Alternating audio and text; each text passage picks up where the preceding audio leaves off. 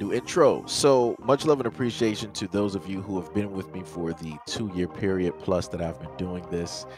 Thank you for showing your love and support to the channel.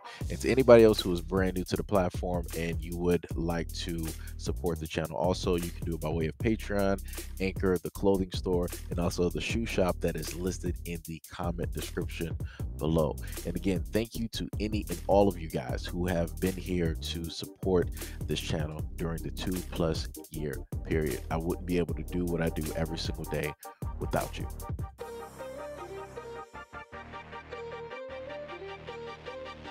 He's recovering tonight after he says he was viciously attacked while riding his bike, and now his neighbor Colin Freeze is facing charges of assault. Investigation the Seabrook Police Department says is part of an ongoing back and forth between neighbors, but Elliot Reed, the victim here, says that this was a hate crime. He says he was called the N-word repeatedly. He also says the lacerations that dot his face are proof enough. From the morning, he says a neighbor attacked him. Reed says he was riding his bike Friday, something he does daily to control his diabetes, when he stopped for a break at the corner of Lakeside and Hampton Springs Drive in Seabrook. He says a man in a car stopped too. He said, "You need to get off of this corner because you making everybody nervous." "Are you the law, sir? What's going on?" He said, you just making people nervous. You need to get your ass from away from here. The last thing I remember is hitting my head, boom, and I went out. And when I walked in the hospital and seen him, I started crying. The nurses started crying. It was the witnesses who told the police that he was hit about 12 times after he was already unconscious. Seabrook police arrested 25-year-old Colin Freeze. Freeze has been charged with misdemeanor assault, but the Reeds say that charge should be upgraded to a felony at least, if not a hate crime. The Reeds say they hadn't met Freeze before the attack and feel Freeze singled Elliot out because he's black. I don't feel safe in my own neighborhood where I pay taxes and it's a law-abiding citizen of Seabrook.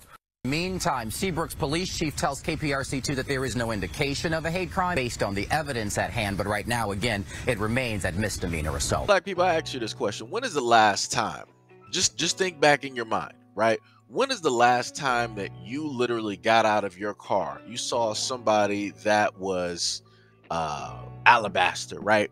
And you decided to get out of your car and investigate them walking through a black neighborhood? When is the last time you actually stopped them to basically inquire, why is it that they are here and do you belong? We don't do that. We don't do that. Normally in the black community, we see people of a variety of different shades, you know, walking through the community. And this is not something that we do. I've never done it myself. My friends have never done it. My family has never done it. Relatives never done it. I can't really point to you, right, and show you, hey, this is somebody here. Let me point to you right now. This is somebody right here who's actually done it in the black community. This is a slew of people. No, but yet we have a slew of individuals who have done this to black people, even if it is not specifically their own neighborhood that they're quote unquote protecting or investigating, right? But yet this is something that happens on an everyday basis. And when this is brought up, people always want to say like, oh, you know, what does race have to do about it? I mean, sure, you know, one person is this and one person is that, but realistically, you know, this is just a human being, you know, acting in a certain type of way towards another human being. I mean, gosh darn it, we're all Americans, right? That's the normal rhetoric that people would like to say when it deals with videos like this. What does color have to do with it? What does ethnicity have to do with it? If you ask me, I think this is just the media's way of trying to be divisive, trying to, you know, pit one another against each other, when realistically we were never like that.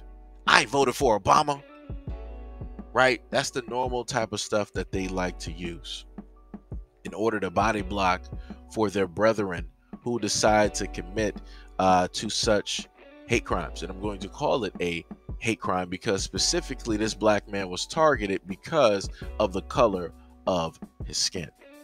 You heard it from the wife. You heard it from the husband. You also heard it from the reporter as well. But like I said before, in every single state, laws are vastly different. You heard from the reporter that the police stated that nothing here really amounts to a hate crime, but they're still doing an investigation. Like I said, they're all in on it. At the end of the day, if you don't have immediate charges, as soon as it happens, they're all in on it. Because let this have been somebody who was Asian American or a Pacific Islander, I promise you, hate crime charges would have already been filed. And I promise you, that Asian man or woman or child would have automatically had a lawyer by their side ready to take that case and ready to take on whoever did not want to immediately push for those charges. So that'll mean that they're going after the attacker, and they'll be sitting up there going after the police. And depending on what happens, they might also go after the state as well. Like I said, this shows you the scale when it comes to power. This shows you the scale and what takes place when you have certain laws in place and when you don't have certain laws in place. Things like this would not automatically transpire if the African American community actually pushed the individuals who are a part of that power structure to pass laws deeming such things to be hate crimes, to be ethnic intimidation, right, to be assault due by way of the fact of somebody's race and or ethnicity or religion. Like I said before, we had laws actually passed to protect black people universally across the United States of America, things like this would cease very quickly, because nobody's trying to see that. Nobody's trying to be deemed as a racist. Nobody's trying to take on that jail or prison time, or to pay out all of that money and lawyers' fees and court fees and, you know, and bail and, you know, and all the others. They're not trying to see that. But like I said before, we don't have enough of a voice in the government.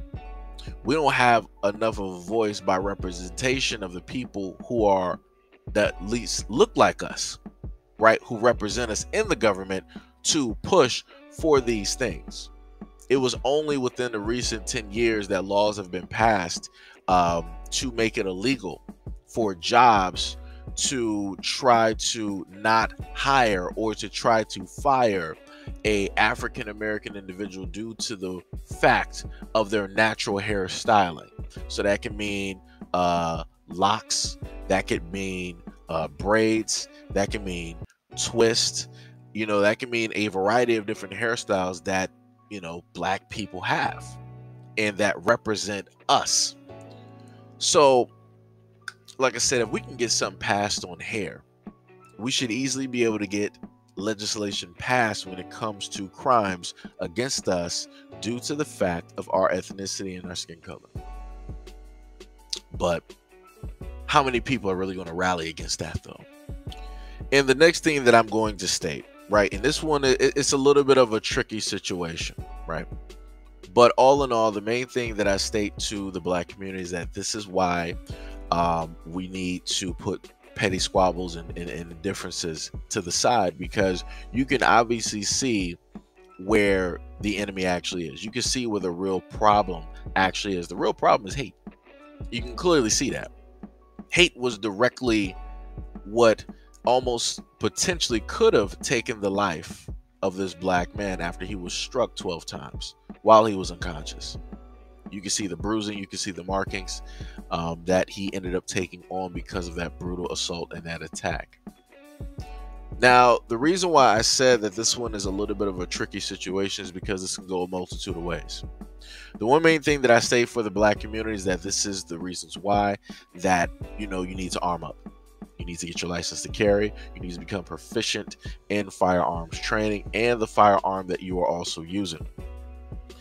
Now, if he would have potentially had a firearm on him, a few things could have happened, right? The guy who got out of the car would have still pressed on with the attack, and then the black man who was defending himself would have ended up retaliating, and rightfully so, because he's defending himself. But then somehow, some way, they would have some laws within the state that would have stated that he was in the wrong and all of these other things, and he's brandishing a weapon. They would have tried to go through all of his records and try to, you know, pin him for whatnot or whatever, and he would end up being wronged and sued, right?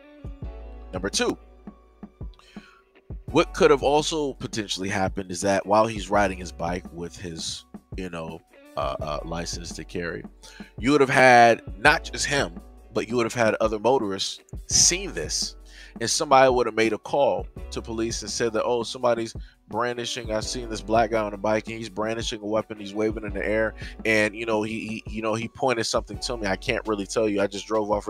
Right? They'll sit up there and say that. And because of how 911 works, the person is going to be let off scot-free, but then the black guy is going to be the one that's going to be hemmed up. He's going to be the one that's going to have a multitude of individuals surrounding him and telling him to get on the ground, them yelling at him, and them dogpiling on him, and all of that other stuff. Like I said, there's a variety of ways that this could have went if he would have had something to protect himself. And all I'm saying is, it don't matter if you do or if you don't. The same thing is going to happen regardless. If it's not by a motorist or somebody trying to inquire about why it is that you're in their neighborhood, it's going to be the police that's going to do the exact same thing. Right? So, like I said, the best thing I can say and tell black people is to do what you feel is necessary in order to protect yourself, in order to protect your life, in order to protect the well-being of, your family, your friends, and your property. Because at the end of the day, the only person that's going to care about you is you. The only person that's going to protect you is you. You came in this world by yourself, you're going to leave this world by yourself. So if you know that that is the case, do everything that you can to protect yourself before somebody tries to force you to leave this world in an unnatural way. But anyways, let me know what you guys think about this video and everything that I listed in the comment description below. And as always, peace, love, and stay tuned for the next video.